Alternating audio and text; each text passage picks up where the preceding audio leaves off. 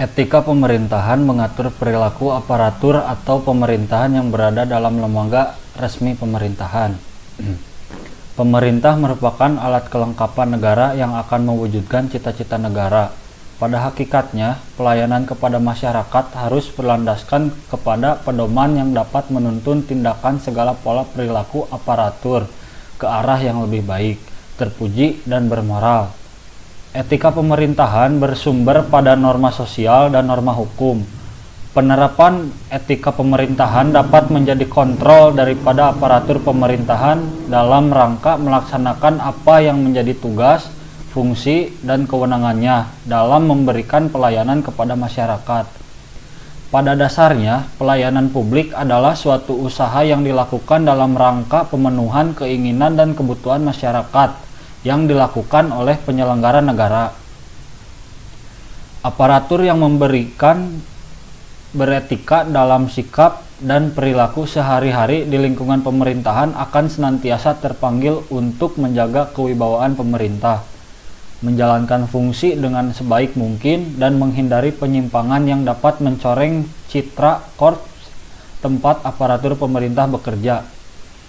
Pemerintah publik adalah segala kegiatan dalam rangka pemenuhan kebutuhan dasar sesuai hak dasar setiap warga negara dan penduduk atas suatu barang, jasa, dan atau pelayanan administrasi yang disediakan oleh penyelenggara pelayanan yang terkait dengan kepentingan publik.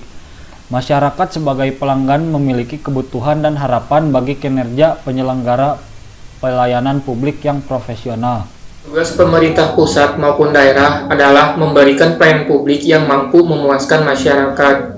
Implementasi kebijakan desentralisasi dan otonomi daerah di Indonesia mengakibatkan pemerintah daerah mempunyai tanggung jawab dan kewenangan dalam menentukan standar pelayanan minimal.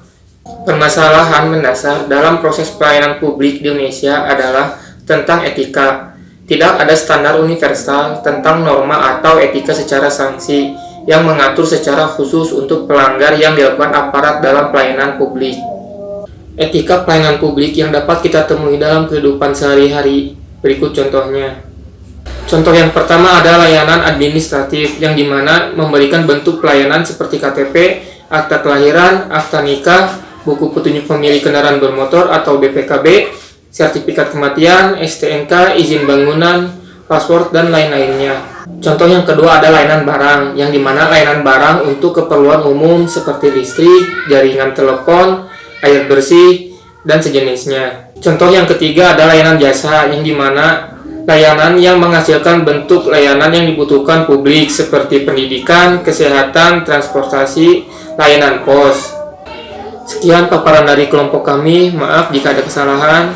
Wassalamualaikum warahmatullahi wabarakatuh.